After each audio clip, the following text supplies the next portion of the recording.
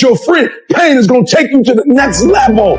When you going through pain, I know what you feeling. I know exactly because I've been there. I've done that. But you got to work through it. And the reason why most of you are not successful is because every single time stuff not going your way, you give up, you quit, you let go, and people feel weakness. They feel it. You can feel when somebody's not committed. It's hard to defend yourself when the murmuring of the voice of accusation is stronger on the inside than the voice of all the critics on the outside. Guilt is not just about what others are saying about you. It is what you are saying about yourself. Who is renting space in your mind? Who are you giving your thought life access to? I mean, why in the world would we be talking about what we might be thinking about? Because nobody really realizes this, but the mind is the battleground. You know, whatever you think about in abundance is most likely what you're going to see in your life. And there are all types of things battling for your thoughts. Because as a man thinketh, then in his heart so is he. The progression is affect your thinking first and then get it in your heart and then you become that. And I'll start it off with your thinking. It is the condemnation that comes upon you. It is the struggle that lives down inside of you that you say, what was I thinking? Have you ever looked back at something and you just wonder, what was I on to do that? What happened? Did somebody put something in my coat? What happened that I went that far? See, this one of the things that we do with guilt, because it is such a heavy burden to carry. It's a heavy burden because it can only exist in places where you care. So it becomes a heavy burden to carry. So what we do is we change the narrative of what happened to make the memory more palatable.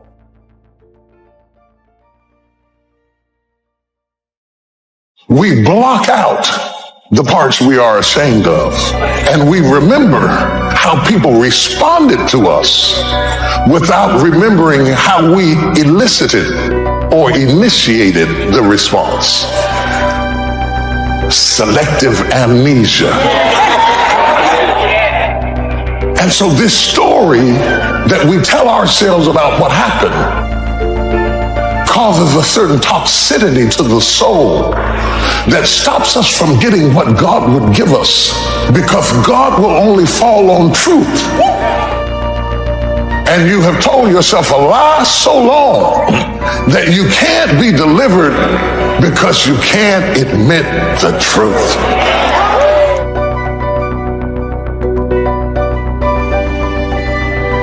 You're in fear. Well, what you're thinking about? You're angry, then what you're thinking about? You're depressed. Well, what you're thinking about? Peace or worry can be a result of what you've been thinking about, what you've been giving your attention to, what you've been considering.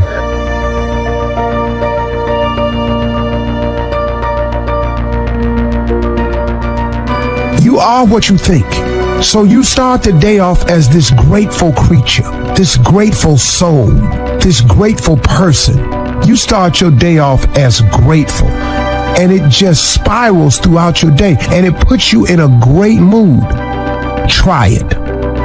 I truly believe that thoughts are the greatest vehicle to change power and success in the world.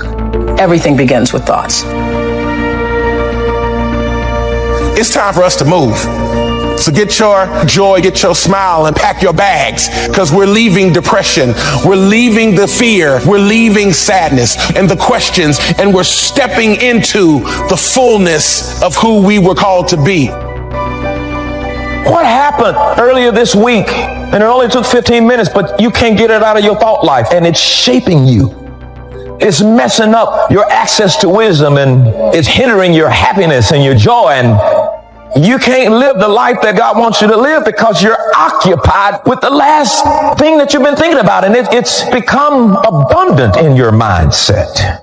And your mindset determines really where you're going to go. And you got to be careful, and it's a real thin line between what you're going through emotionally and what's happening spiritually. And sometimes you're thinking something wrong between you and God, and it's just an emotional mindset that's been created by how much attention you've given a thing. You're still making progress, but you might not feel like it because you've given attention to that other thing. You still heal, but you might not feel like it because you've given too much attention to the negative part of it. The one way to coach your mind from depression is with gratitude.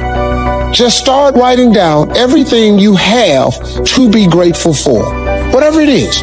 Your health, you can walk, you have a car, may not be the one you want. I ate today, I have a place to live, I got a friend that I can call and share my troubles with. Just be real detailed with it. You would be stunned how long you'll be writing. Now, let me tell you what happens. Gratitude erases all negativity because there's no room now for negativity. It's not a magic trick. Joy and depression cannot reside in the same space. Those two things cannot exist at the same time.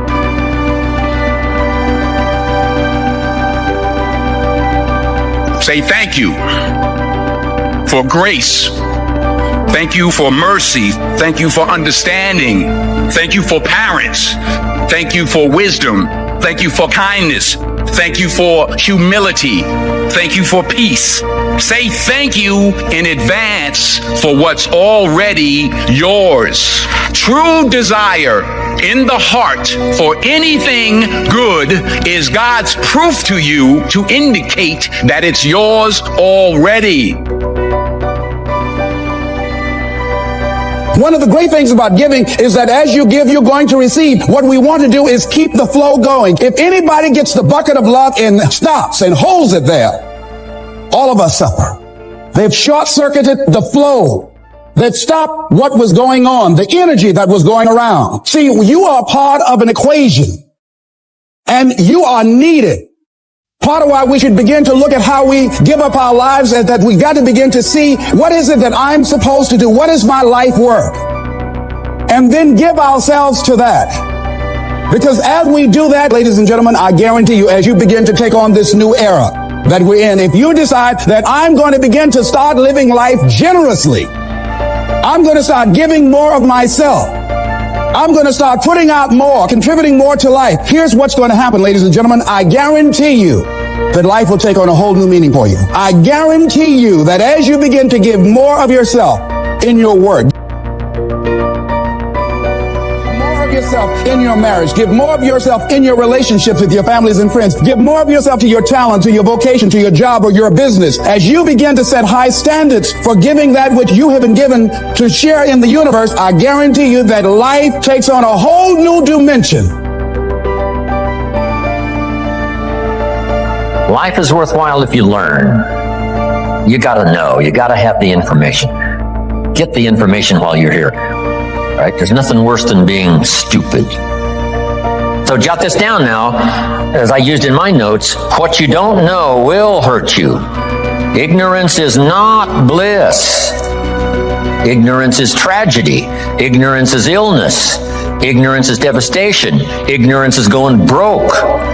Ignorance creates a poor life.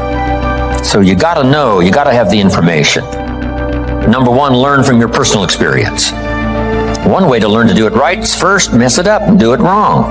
That doesn't mean it's the end of your life, but just, clean up the mess, now do it right. From a negative experience, sometimes we learn to do the positive things that saves our life and makes us successful. They say, if you survive your first heart attack, you may now live to be a very old person. Why is that? That first heart attack was a wake-up call. And then maybe the doctor said, another one of these in your history. And you say, wow. And you make it for the health food store. And you start reading every book you can read on health and nutrition. And you start doing the push-ups and you start jogging on the beach and doing all the stuff. And all of that change now could very well help you to live a long, long life, having been alerted in an alarm system that serves you well. So learn from your negative as well as your positive experiences. Here's the next: learn from other people's experiences. That's how you get smarter in a shorter period of time. Somebody that's been through it for 5 years and they wrote a book, and the book, if you read it, could save you 5 years, cost $30. So you can't miss that kind of education. Best to get the information before. Yes, we can recover. Yes, we can come back, from the grave, practically. Yes, we can come back from bankruptcy and disaster and poor health. But wow, if we had the information up front that would save us some of those years of disaster, how much better that would be. So learn from other people's experiences, both negative and positive. If a guy's messed up his life for 40 years, you just have to say, John, would you spend a day with me? And I'll bring my notebook and take good notes. Good-looking guy like you, beautiful family, every reason to do well, and you threw it all away. Teach me for a day how you messed it all up. And you just take good notes so that the same thing doesn't happen to you. So learn from your experience, learn from other people's experiences. If you learn, life is worthwhile. Here's the second if. If you try, you gotta now try something from what you've learned. We've talked about that now earlier. Take action. You never know. My father said you never know until you try. Giving speeches and doing talks. Age 25, I stand up to give my first little training. My mind sat back down.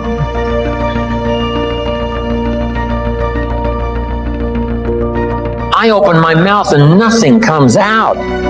My knees are knocking like this. The sweat is pouring. It's called terror, in case you haven't tried it, right? But I got through it somehow.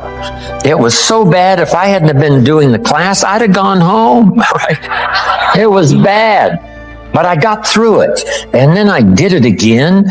I didn't know if I should even try again. But sure enough, I had the kind of mentor and the kind of teacher who said, hey, that's nothing. What if you go up to bat and you strike out? Does that mean it's over? I said, no, it's not over. It's just over for one time up at bat. Then another time and another time. Pretty soon you connect. And pretty soon you get good enough to do well. And then pretty soon you get good enough to win the game. And then pretty soon you get good enough to take home the trophy. So you just keep trying. The third if that makes life worthwhile is if you stay. You got to hang in there. Some people plant in the spring and leave in the summer when it gets a little hot and a little uncomfortable. And it looks like the weeds are winning. And it looks like the bugs are having a feast. And you have a tendency to say, hey, I've had it with this. But the key is, if you want the harvest in the fall, at harvest time, you've got to stay through the summer. Even if the harvest doesn't turn out to be good, you just see it through and then use that experience to do better planting in the spring come the next turnaround of seasons. So stay in there.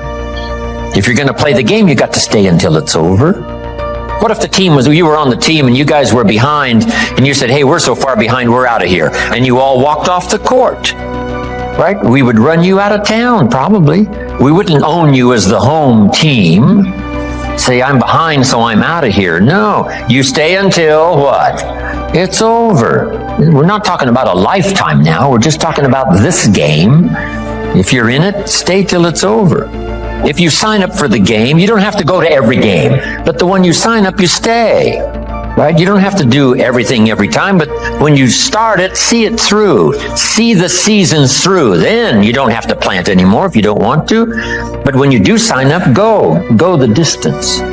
Life is worthwhile if you stay. Hang in there. Next, life is worthwhile if you care. And for my little talk for the service clubs, here's how I wound it up. If you care at all, you'll get some results. If you care enough, you can get extraordinary results. If you just care at all, you get some. But if you really cultivate your caring character and care enough, you can have such extraordinary returns from productivity, activity, things you're doing underway. Have something good to say. Here's the next one. Now we must learn to say it well. Once you've got something, now you can't mumble, right? It's got to be clear, or no matter how good the message is that you've got to deliver, how good the instructions, how good the ideas, no matter how good they are, if you don't deliver them well, now the power is lost and the opportunity is lost. So number one is to have something good to say, and number two is to say it well. Here's what will help you to say it well. Make this list. Number one, sincerity. If a message is delivered with sincerity, see, that makes all the difference. If the speaker is sincere, if the father is sincere, if the mother is sincere, see, that's captivating for the children. If the friend is sincere, even covering a delicate subject for us of some changes we probably should make, if they're sincere, see, we will give them room, perhaps to get on our case if we know they're sincere, not just trying to criticize for criticizing's sake. If your sincerity, I'm telling you, that wins the day. Here's what can really be accomplished. Hopefully, like this weekend here, someone sincerely willing to speak and someone sincerely willing to listen. Now, in terms of lecture, book, seminar, and all the rest, we must come to this conclusion, because it's a wise conclusion, that sincerity is not a test of truth. In your study and evaluating everything, just make sure you have that in the back of your mind. Sincerity is not a test of truth. We must not make the mistake of saying, he must be right, he's so sincere. See, that might be a mistake. Why is that? Here's why. It's possible to be sincerely wrong. So sincerity is not a test of truth. Here's the only test of truth. Truth is the only test of truth, not sincerity. We hope someone will be both truthful and sincere, but we don't mistake sincerity for truth. Here's next. Repetition. To get better at something, you just have to go do it. Go do it. Accept every opportunity to go make a little talk if that's going to be your business. Get better at talking to your kids. Come up with more illustrations. Come up with more ideas. Read an extra book. How to communicate with teenagers. So you'll have something a little better to say. And then just practice it. Get good at it. Get better at it. Right? I was clumsy when I started. Now the words flow a little easier.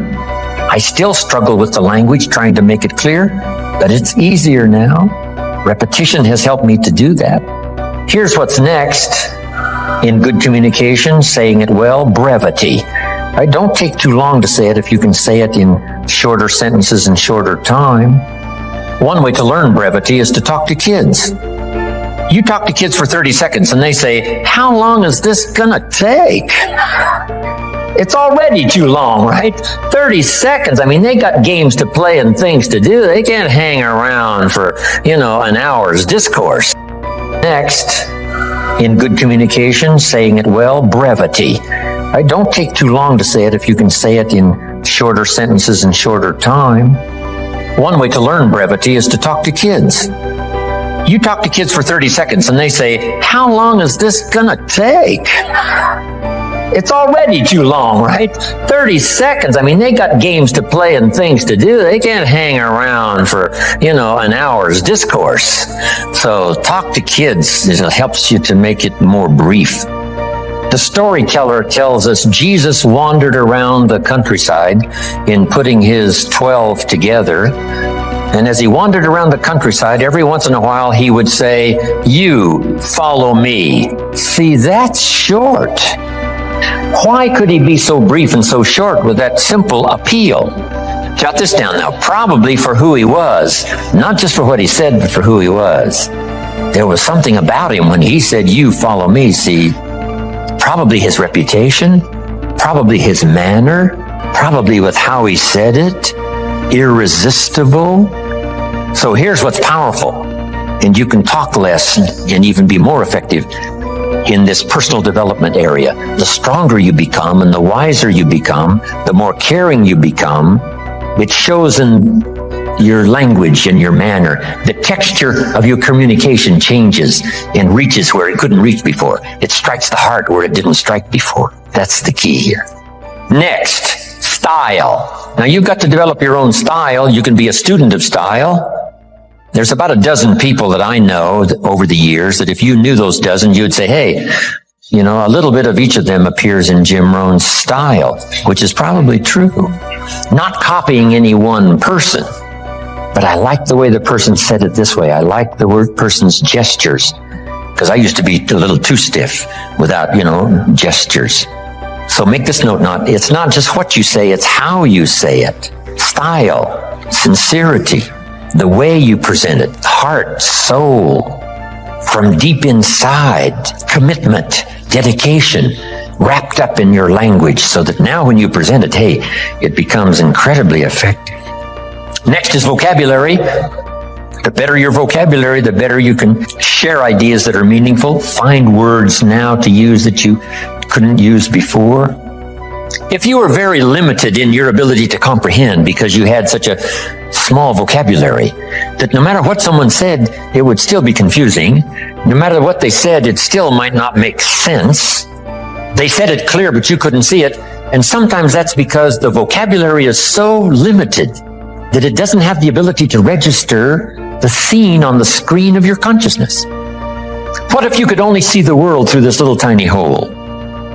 You would be inclined to say, the world is like this. And all of us would say, no, the world is like this. This person would say, no, it's like this. How come they keep insisting the world is like this? Because that's all they can see. They're limited in the scope of their ability to widen their perception about life and what's going on and what's happening simply because they don't have the vocabulary to understand. So they started working on vocabulary, and immediately behavior started to change. Being able to see, being able to comprehend. Oh, now I see. Oh, now I understand the reason why. And as your education increases, that should be one of the major purposes for education, is to help you see things you couldn't see before. Comprehend what you couldn't comprehend before. See a future you couldn't see before. See beyond tomorrow you couldn't see before. See, that's a gift. Vocabulary. So keep working on your vocabulary. Now here's another reason. Only with our present vocabulary can we express what's going on in our head, what's going on in our heart. You can't express beyond your present vocabulary. What if it's very limited? Then your ability to express what you think, express how you feel, is limited. So by a very restricted vocabulary, if you can't understand very well, and if you can't express very well, then your world becomes very, very small. So jot this down. Make one of the books very important book, and that is the dictionary. A word you don't understand? Come to a word you don't understand, you look it up. Say, what is this word? Words are like lights. Now make this note now, especially the English language. There's nothing richer than the English language because there's so many ways to say it in English. In some languages, there's only one way to say it. In English, there's another way to say it, and another way to say it, and another way to say it. When I travel to all these countries and have to have translators, it gets to be difficult sometimes. Expressing something that makes sense in English, because we have several ways to say it, but in their language, there's only a couple of ways to say it. So the translator has a tough job. So you have to learn how to present, how to do the stuff. But the gift of language is so powerful, it's worth the exercise. It's worth the effort. Vocabulary, brevity, style, repetition, sincerity, saying it well. Here's another one on saying it well. Don't fail to say it. You need the practice. Practice everywhere. If you're going to give someone a gift and send a little card, practice making this little card something they'll keep and remember for the rest of their lives. Not ordinary, extraordinary. Not like everyone else, different than everyone else. It's the practice of using your gift of saying things another way until a light turns on. Another way that expresses something heartfelt that the standard ordinary language wouldn't express, couldn't reach, couldn't paint these mental pictures. It's okay to give flowers, but don't let flowers do all your talking. Flowers have a limited vocabulary. Guess what flowers say? You remembered. That's about all they say. Flowers don't say, Nobody in this world affects me like you do. Love. See, flowers talk, but they don't say that. That you got to put in the little card. Nobody in this world affects me like you do. Love. And then you sign it. And see, long after the flowers are gone, somebody's going to keep the words. The words are more powerful than the flower. So don't let flowers do all your talking. See if you can't choose the words that are meaning, words that are unique. And the more you do this, practicing every little occasion to say something well, whether it's a little talk to the family gathering, or whether it's training, or whether it's inspiring, or a little class on Sunday morning, whatever it is, keep improving, find a new way to say it, a new illustration, a new story. You'll get better. The gift will belong to you, and the effect could be electrifying. Don't fail to say it. Here's an expression we've heard. Words are no substitute for action. That's true. Let me give you another one. Action is no substitute for words. It's okay to do, but you've also got to say. Express it, as clumsy as it might be to start. Start a better program of better communication, saying it better.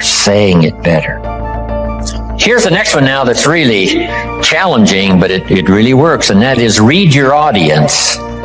Whether it's an audience of a child or an audience of a training class, or whether you're a minister and you preach, here's what you've got to do. Say something well, but then read the effect you're having. If you're talking to a child, should you really pour it on, or should you hesitate? Should you save this for another time or do it now? Some of that you've got to pick up by reading the child. Read what's happening to your audience of 1 or 1,000. This is a challenge, but it'll help you in framing better the words you need to say and the style you need to use. Now, in reading, there's 3 things. Jot these down. 3 things in reading your audience. First, you read what you see. Salespeople soon learn. If the customer's got his arms folded and his chin tucked down and he's frowning, this one ain't gonna be easy. All right, this one's gonna take all my skill to get his arms unfolded, make him a little more comfortable, get that frown off of his face. What can I do? I got to reach in my bag for some good stuff, right? To see if I can't sort of change the situation. And what causes us now to do those amendments in our presentation? It's reading someone's body language, right? What's happening? Here's the next one. You've got to read what you hear. If it's a two-way conversation, you've got to listen as well as talk. Mama said 2 ears, 1 mouth. Listen twice as much as you talk, at least, maybe more. Listen so that you can now know how to proceed, especially if you're talking to a child. You listen so that you know how to proceed. And by listening, you pick that up. Here's the next one. You got to pick up the emotional signals, how you feel, whether you're coming on too strong, whether you should be stronger or easier this time. That's an art in reading. First, what you see. Second, what you hear. Third, read how you feel. Now, this is where women really have it made. Being able to feel, sense. And they pick it up. Men can learn better on how to pick up these emotional signals, but women seem to have it. Because there's no use going on and on. If the signal should have told you, wow, this is not the time. This is too strong. Picking up not only what you see and what you hear, but what you feel. Now, here's the last one. To achieve good communication, something good to say, saying it well, reading your audience.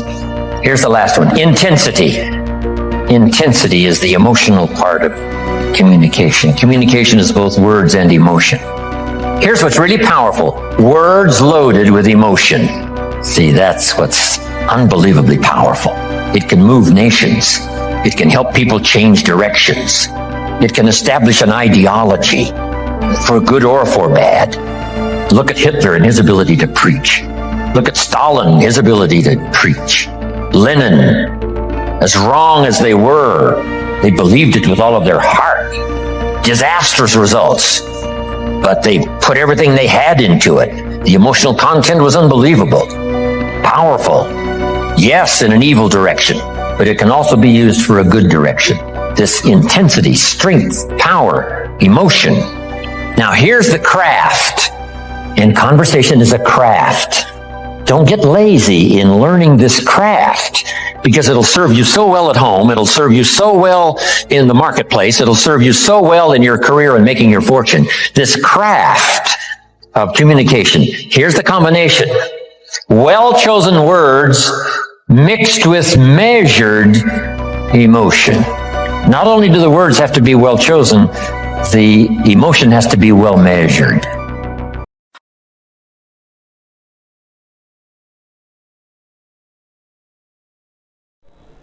Listen to me, many of you right now. Life is and you got to me a favor, like you can give me pain, you temporary. Pain is your reference. Pain is gonna take you to that next level. You going to pay. I know that you feel it.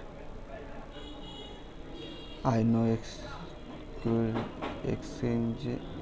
Can you be here? I be that, but you put work there it, and the response where most of you are not successful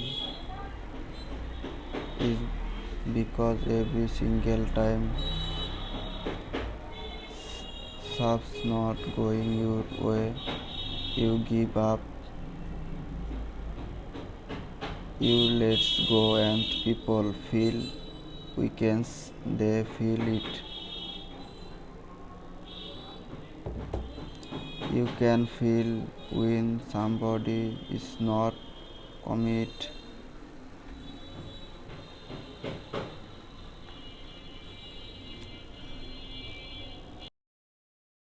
It's not just about what others are you saying about you.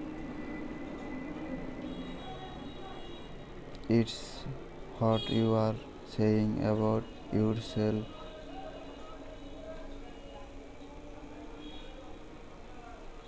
What is running a space in your mind? What are you giving your task life your access to?